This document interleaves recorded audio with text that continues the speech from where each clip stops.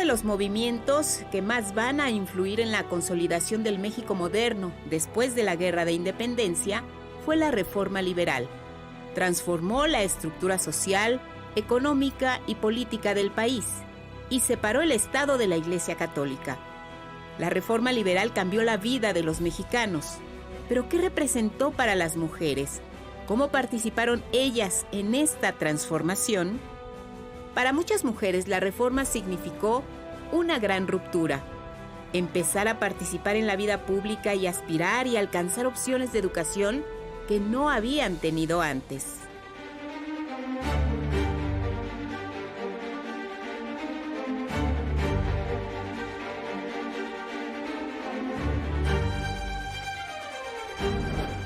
A mediados del siglo XIX, la situación jurídica y social de las mujeres no había cambiado mucho. Las mujeres seguían estando bajo un estado de subordinación, es decir, bajo la tutela de los hombres.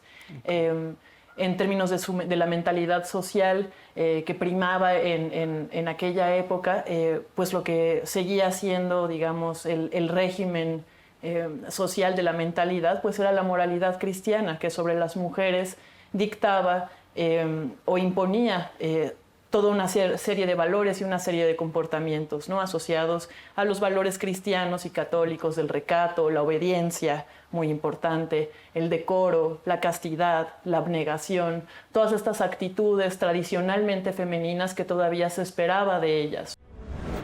La Reforma instauró leyes liberales que separaron la Iglesia y el Estado, y que se fueron aplicando poco a poco hasta que se consolidaron en 1873, cuando se añadieron a la Constitución.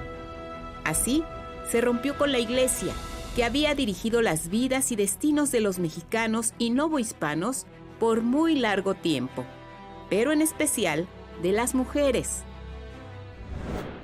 Las leyes del liberalismo también van a tener un efecto liberador, valga la redundancia, sobre las mujeres, sobre todo a largo plazo, y eso debido al nuevo acceso a la educación que le abre a las mujeres, ¿no? Eso es cierto. Entonces, si bien por un lado, en términos del ámbito privado, las leyes liberales fortalecen la estructura de dominación patriarcal, por otro lado, abren la puerta a que las mujeres accedan a una educación que décadas después va a ser súper importante como un elemento crucial de su liberación intelectual. Las mujeres vivían alejadas de la política y la mayoría de ellas no tenían alternativas de instrucción. Tampoco eran reconocidas legalmente como personas, por lo que al parecer vivían al margen del proceso de transformación de esta reforma. Pero en realidad no fue así. Muchas mujeres estaban al corriente de lo que pasaba en el país, sostuvieron gran parte de las actividades básicas de la sociedad y además encontraron vías para participar en la reforma, en la medida en que podían, según su condición social y económica. Durante todo el proceso de reforma, las mujeres sí que participan de varias formas, ¿no? Ellas, al igual que los hombres, también van a vivir mucho, van a estar muy atravesadas por la división y la polarización política que en esa época divide a la sociedad, pues en una guerra civil, ¿no?, entre liberales y conservadores. Y las mujeres sí que van a estar muy involucradas, si bien en un papel menos visible, ¿no? Su papel va a ser sobre todo a través de asociaciones y a través de la organización de agrupaciones civiles, en donde ellas lo que van a hacer va a ser, por ejemplo, acopio de víveres para los soldados que están en guerra, ¿no?, ya sea del bando conservador o del liberal. Y esa va a ser una experiencia importante para las mujeres porque les va a dar tablas, les va a dar experiencia importante, una experiencia organizativa que décadas después también va a ser, digamos, como un aprendizaje generacional importante. Algunas eran espías, transportaban armas, conseguían fondos, alojaban a los liberales y otras incluso buscaron participar en el combate. Tal es el caso de María Ignacia Riech Mayén, de Guadalajara, Jalisco, hija de un comerciante español, quien desde joven se inclinó por las causas liberales y quiso tomar las armas cuando Inglaterra, Francia y España decidieron ocupar México en 1861 para cobrar la deuda cuando Juárez suspendió su pago temporalmente. Ignacia intentó formar un batallón de mujeres, pero el gobernador de Jalisco se lo impidió, alegando que el campo de batalla no era un lugar apto para las mujeres. Con un par de botas, un traje de hombre y una pistola, Ignacia llegó a la Ciudad de México. Se entrevistó con el presidente Benito Juárez y logró ser admitida en el Ejército de Oriente del general Zaragoza y participar en la guerra contra la intervención francesa. Esto en la batalla de las Cumbres de Acutzingo, en la defensa de la ciudad de Puebla contra el sitio impuesto por los europeos y como comandante de un batallón de lanceros en Jalisco, Michoacán y el Estado de México, entre otras proezas. Ignacia estuvo en prisión varias veces, pero al salir retomaba la lucha. En una ocasión, regresó a Guadalajara a cumplir unas misiones y sufrió el rechazo de la alta sociedad y de la jerarquía eclesiástica, incluso de su propia familia. Pero eso no la detuvo. Durante una campaña militar, el coronel José Gómez Sumarán se burló de ella por no responder a las expectativas sociales de su sexo y demeritó su labor militar. Indignada y furiosa, Ignacia tomó su mosquete y se quitó la vida el 15 de enero de 1865. María Ignacia Riesch, conocida como la Barragana, fue una mujer de honor y bien templado corazón que participó en la Guerra de Reforma y la intervención francesa. No todas fueron tan arrojadas como Ignacia, pero muchas hicieron gran labor durante la Reforma, a pesar de estar en una situación desventajosa. Y es que las mujeres fueron uno de los grupos sociales a los que se les negó el ejercicio de sus derechos después de la Guerra de Independencia, pues no tenían la calidad de ciudadanas, lo mismo que otros grupos como los afroamericanos. La mayoría de las mujeres no tenían estudios y debían actuar bajo la tutela y guía de un hombre, generalmente su padre, quien ejercía la patria potestad. En el Congreso Constituyente de 1856, que dio lugar a una nueva constitución, se mencionó la importancia de conceder la ciudadanía a la mujer, pero esto no se logró, pues se concluyó que el mundo de la política no era un espacio idóneo para las mujeres. Ellas tuvieron que esperar casi 100 años más, hasta 1953, para ser reconocidas como ciudadanas en México. Sin embargo, afrontaron grandes responsabilidades dentro y fuera de casa. Margarita Maza Parada fue una republicana, tenía gran respeto por las cosas públicas y participó en todas las formas que pudo, como esposa, madre, colaboradora política y representante diplomática. Compartió la ideología liberal y anticlerical de Juárez. La oaxaqueña Margarita Maza Parada vivió por su parte algunos de los momentos más álgidos de nuestra historia: la guerra contra Estados Unidos, la Revolución de Ayutla, la Guerra de Reforma, la intervención francesa y el Segundo Imperio. Adoptada por el genovés Antonio Maza y la mexicana Petra Parada, se casó a los 17 años con el abogado zapoteco Benito Juárez y fue su compañera, consejera y apoyo en los momentos más difíciles. Cuando Benito salió desterrado del país por orden de Antonio López de Santa Anna en 1853 y se refugió en Nueva Orleans, ella se hizo cargo de la familia, le enviaba recursos, también información, hasta que él regresó para sumarse a la Revolución de Ayutla. Pero ella va a ser muy importante como una aliada fiel, como una compañera muy fiel de Benito Juárez y también, interesantemente, como un agente diplomático no oficial.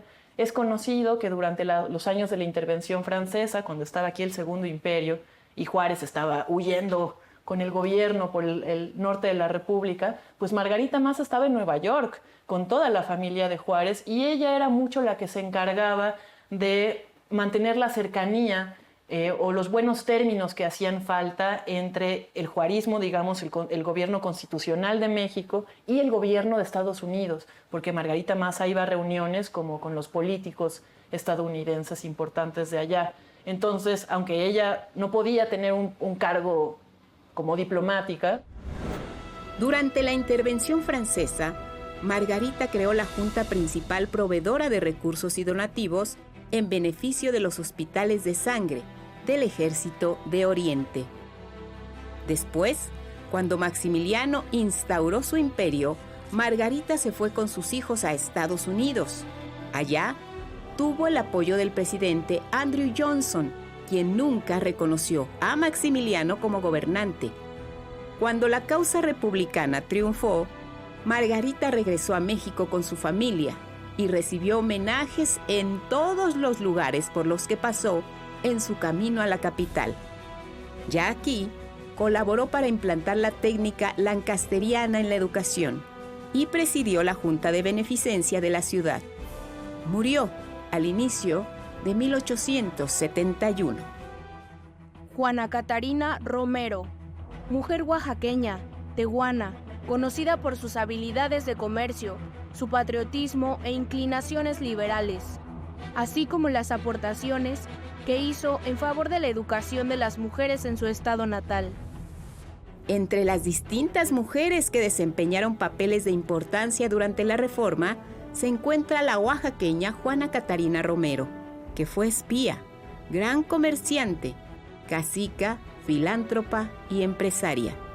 Desde niña, vendió cigarros en las calles de la ciudad para ayudar en la economía de su casa y no aprendió a leer ni a escribir. A fines de 1857, cuando Juana Cata tenía 20 años, en la Ciudad de México estalló una brutal guerra civil entre conservadores y liberales, a raíz de que se promulgó la nueva Constitución y llegó hasta el Istmo. Juana Cata apoyó al bando liberal y mientras vendía cigarros, espiaba los movimientos de las tropas conservadoras y le pasaba información al joven soldado Porfirio Díaz, que estaba al frente de los liberales y quien fue su amigo de por vida. Con la victoria liberal, Juana Cata recibió algo de dinero. Así fue una retribución y lo aprovechó para intercambiar productos ismeños por mercancías de otras regiones del país y del extranjero. Y tuvo gran éxito como comerciante y dueña de una gran finca para refinar caña de azúcar. Asimismo, colaboró enormemente en el mejoramiento de la ciudad de Tehuantepec, donde abrió varias escuelas. Juana Cata murió en octubre de 1915. Ellas, sin tener acceso a puestos de autoridad o puestos de poder, eran, sin embargo, personas muy apreciadas dentro de sus círculos sociales. Ellas eran protagonistas de la vida social de esa época. A través de esa participación, las mujeres construyen los inicios de esa democracia que va a empezar a nacer durante esa época, ¿no? Esa sociedad civil de la que ahora hablamos, pues empieza a construir en esa época, y las mujeres son unas participantes cruciales de esa primera vida social. Rita Cetina Gutiérrez es la creadora de una sociedad literaria que se encargaba de editar lo que fue la primera revista en México, escrita exclusivamente por mujeres, y fundar escuelas para niñas y una particular de bellas artes para señoritas de élite y otra gratuita de primeras letras para niñas pobres.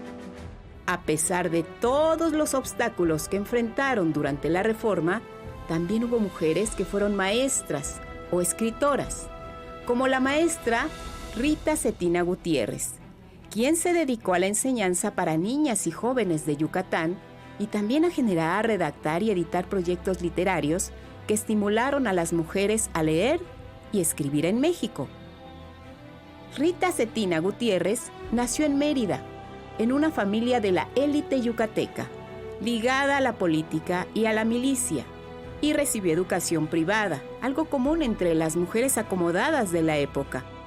Yucatán sufría entonces de inestabilidad política por los enfrentamientos entre las autoridades estatales y los grupos de indígenas mayas que tomaron las armas, pues estaban en contra de la explotación laboral esclavista a la que estaban sometidos.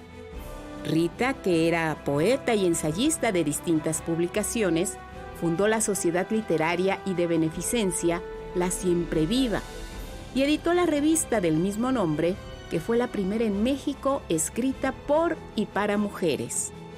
Dirigió y fue maestra de la escuela primaria gratuita para niñas de escasos recursos, La Siempre Viva, y de la primera normal en Mérida. Murió el 11 de octubre de 1908. Pues son mujeres que de lo que están intentando en esa época pues es de emancipar a sus compañeras, ¿no? Entonces las mujeres que escribían y que daban clases en esa época eran las más progresistas que podía haber. Si bien no se puede hablar de un feminismo tal cual en esa época, podríamos decir que es justamente en esos sectores del magisterio y de las letras, digamos, de donde va a salir mucho estos primeros planteamientos que buscan la emancipación y la igualdad de las mujeres. Laureana Wright González fue una destacada escritora, feminista y activista que dejó una huella imborrable en la causa de la igualdad de género. Su papel como fundadora de la revista feminista Violetas del Anáhuac y su incansable lucha por el voto y la igualdad de derechos merecen un análisis detallado. Otra escritora que sobresalió durante la última etapa de la Reforma fue Laureana Wright González, nacida en Taxco, dentro de una familia acomodada, de madre mexicana y padre estadounidense. A los 23 años, Laureana se integró a la Sociedad Nezahualcóyotl, a sugerencia de Manuel Acuña, cuyos miembros eran parte de una generación literaria nueva y un ideario político que coincidían con los de los liberales. Los trabajos de Laureana fueron muy bien recibidos en las sociedades científicas y en distintos liceos por los intelectuales. En 1887 fundó y dirigió la revista Las Hijas del Anáhuac, pensada para mujeres y escrita solo por mujeres, que planteó por primera vez la posibilidad del voto femenino.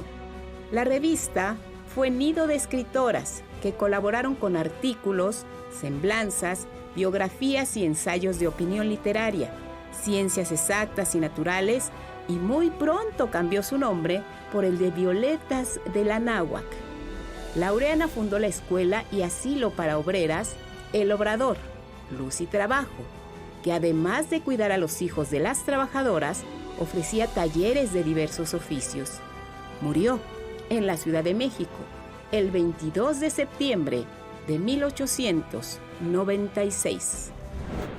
Que el trabajo social, el trabajo que crea la riqueza de una sociedad, se divide en trabajo que se hace en el ámbito público y el ámbito privado. La división esta división, que es desde luego ficticia, lo que hace es justificar que los hombres sean los dueños, digamos, o los dominantes del ámbito público y las mujeres del ámbito privado.